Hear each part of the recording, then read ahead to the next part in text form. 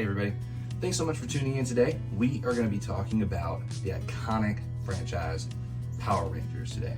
The reason we're going to talk about this is because there is a brand new reboot series coming and we're super excited about it. There's some bad news in this, but an iconic franchise is going to be getting a reboot and we're very excited and very hopeful for that. So Aurora, go ahead and take it away. Mighty Morphin.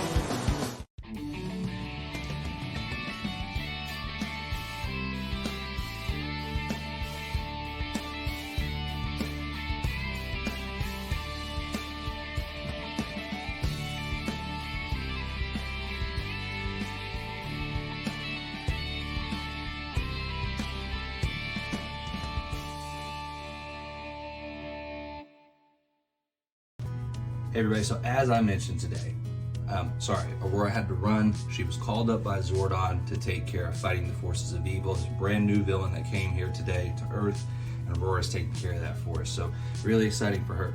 So you're stuck with us. But very excited we are talking about the Power Rangers. Now, why are we talking about the Power Rangers, right? Oh, old nostalgia, it's burned out, it's not what it was. No, there is a reboot in place. Now the thing is, again, there is some sad news to this because there was a series reboot that was being done by Ninja Kids. If you don't know Ninja Kids, check them out. But anyway, there was, we'll get into that in a little bit, but there was a reboot series. That series has been canceled. It is not going to continue. Well, it's pretty much all been canceled. And so now Disney Plus is coming in. They are going to take care of the Power Rangers franchise. Okay, so we're going to talk all about it. We're going to get into it and keep you guys updated on what's going on from a Power Ranger standpoint, because the reboot that's coming from a franchise like Disney Plus is really exciting for us. Obviously, they're going to be pumping some money into this thing. Spared no expense. Spared no expense. Spared no expense. We spared no expense. And that's really exciting for us. We're really happy to hear it. We're really excited to see what a franchise or a company like Disney can do for something like this, and can it give it new life and bring it back to the basics, and we'll talk about that on today's episode.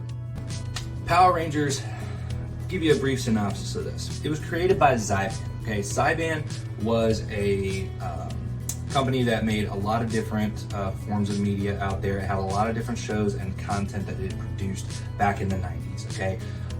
Mystic Knights of Tirnano was another favorite of mine. That was owned by Zyban. So there's a lot of Zyban properties that they owned and produced back in the 90s. Now, Power Rangers was probably the most iconic one of these, and for all the right reasons. But Power Rangers was basically 5 teenagers that were recruited to fight the forces of evil, okay?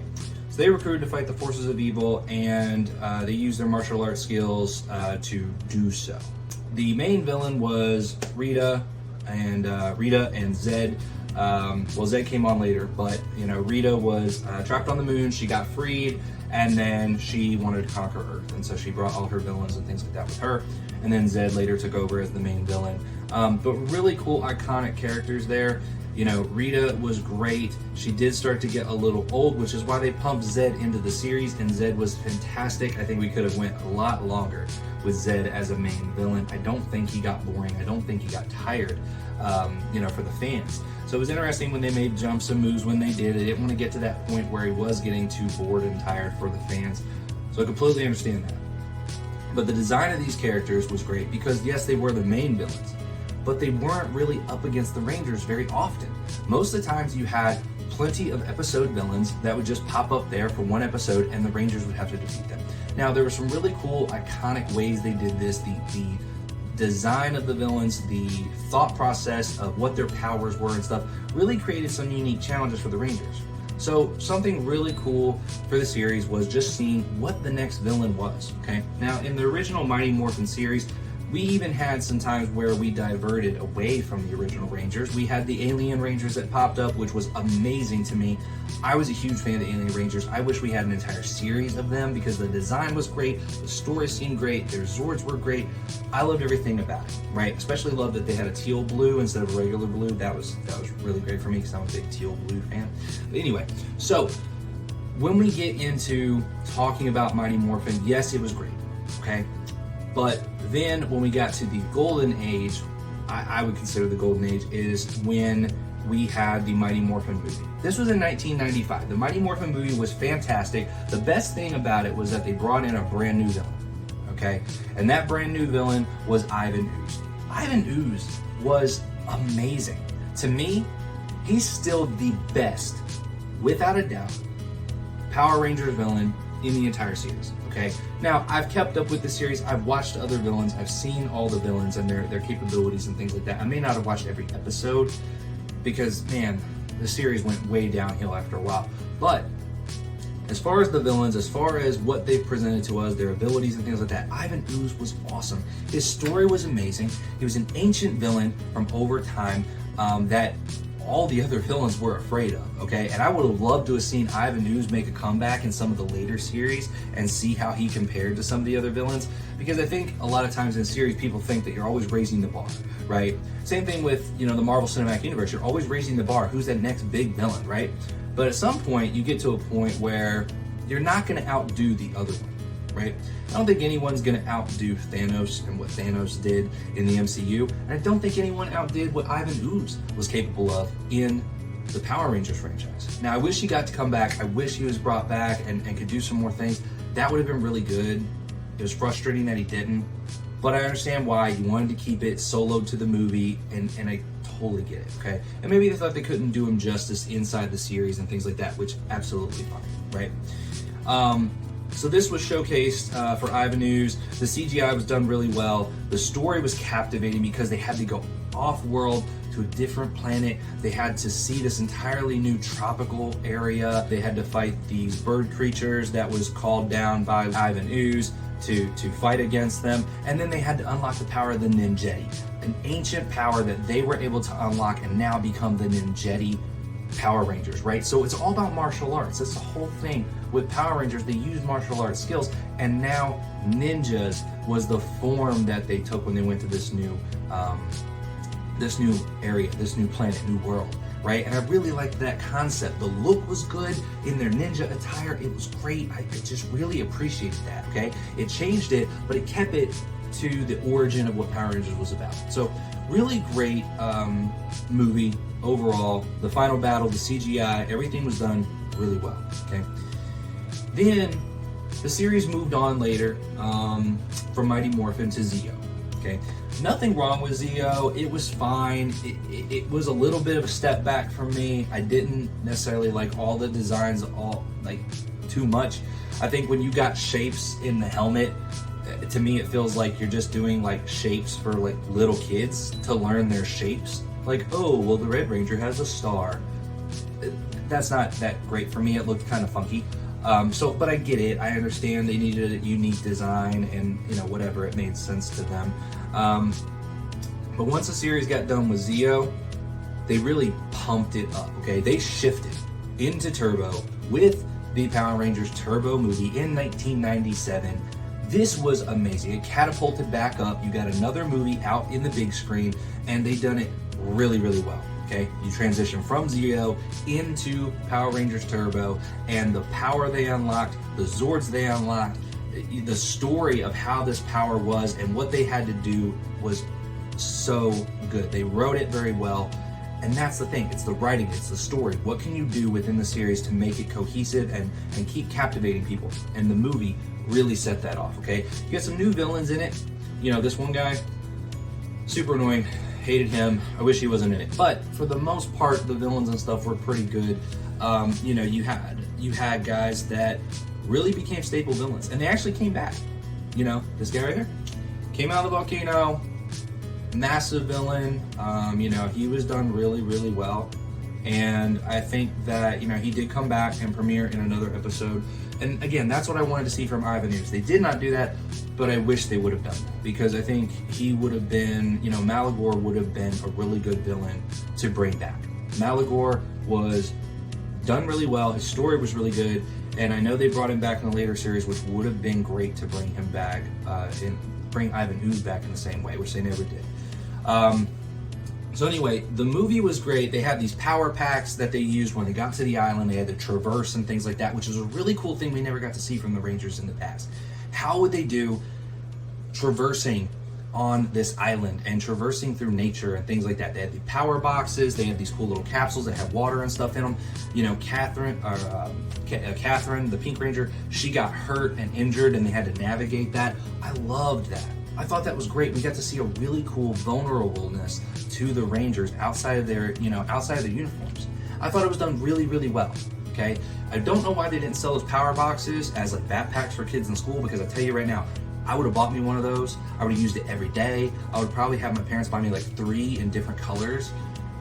Totally missed the boat right there. Totally missed the boat. And if somebody wants to go back and make those now, I would buy one right now. Make one of those power box backpacks. I'll totally use it as like a diaper bag, right? So that's what I would have done. Now, so the movie was done really well.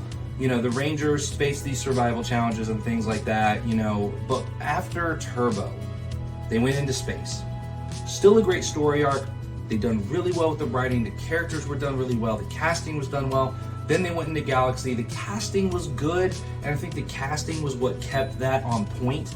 The story wasn't as great. The origin of the characters, they all had these same sabers and stuff they were using, so that was kind of a miss for me. But I do understand the direction they were going, and I think it was still a good series because the writing was good and the characters were good. But after Galaxy, it 100% dropped off. The series dropped off. It wasn't very good. The acting wasn't great. The writing was not good. The stories and the plots did not cohesively work together very well, in my opinion. And so I just started losing interest in the series, right? And even later on, you bring back guys like Jason David Frank, who played the Green Ranger, Tommy Oliver, and even that couldn't boost the series back up. So I know there's been some other films where they go back to the old Rangers coming back and making appearances, and I know that's done really well. I've loved watching those movies. I think that's been great. But we need something that really gets a push. We need a reboot that can get back to the basics and the origins, and so that would be great for me. The 2017 movie that came out,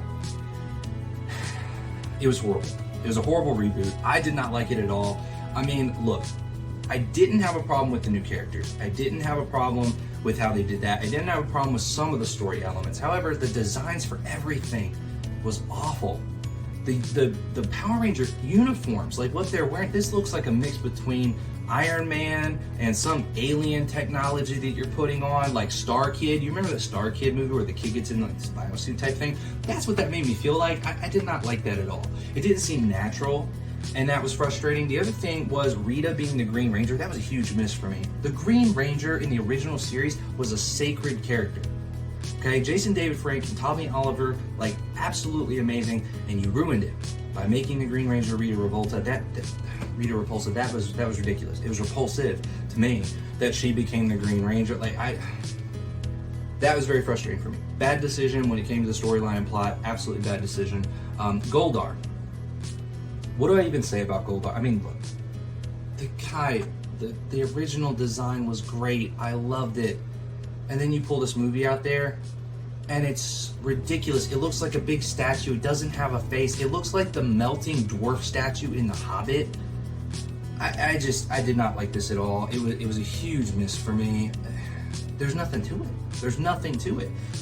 So, whatever. The Zords were bad. I understand they tried to go more detail-oriented and realistic with them, but that was a big miss. Keep it basic. Keep it simple. That's the classy look that the original fans liked. And the same thing goes with the Rangers and their uniforms. Same thing. Keep it simple. Keep it classy. But no, they had to go and try and do their own big thing and make all these changes. Didn't need to do that, okay? The finished Megazord did not look good at all. Huge miss for me. Just was not a big fan of that movie. And there's no reason they didn't get a second one. There's no reason they're doing reboots now and everything. So yeah, I think it was a big miss with the longtime fans, and hopefully we're gonna get something new that is good and goes back to the basics, which I'm very hopeful now. Again, guys, Disney is going to pump money into this, and it's going to be an exciting thing because we'll have to see what happens in 2027 when this does come out with Disney. They are starting production in 2026. 2027 will be when we actually get the product. We don't know exactly when in 2027 at this point, but at some point in 2027 we will get this. Now the thing is, it's very exciting for us Power Ranger fans because I think what Ninja Kids was doing and Hasbro was doing with Ninja Kids was very clean. It looked right. It looked good to the franchise. It was back to basics. And that's what we want. We want to get back to that basics, that nostalgia that we had, right? And I think since Hasbro is still on board, they are the ones that are partnering with Disney on this. It's not just Disney running the ship, at least as of right now. Obviously, things can change within a year, maybe 2 years, but things can change. I understand that, but there's a lot of hopefulness, there's a lot of excitedness, because what Ninja Kids was doing, you can see the look and things like that. It was great, back to nostalgia, and Hasbro was the one partnering with Ninja Kids on this. And because they're partnering with Disney Plus as well, I think there's a lot of hope out there for Power Ranger fans. So thank you guys so much for tuning into today's video. If you are a Power Rangers fan, let us know in the comments. We'd appreciate hearing from you guys. Please like, share, and subscribe to the channel. As always, it helps our channel. It is not much for you, but for us, it does mean a lot. And we will catch you guys on the next episode. Before we leave, just to mention, we are official travel agents and specialize in Disney, Universal, World Caribbean, Carnival Cruise Line, Sandals Resort. So feel free to reach out to us for booking your next set of magical memories. We always love doing that for other families here, and it does support the channel as well as our family. Again, thank you guys so much for tuning in, and we'll catch you on the next video.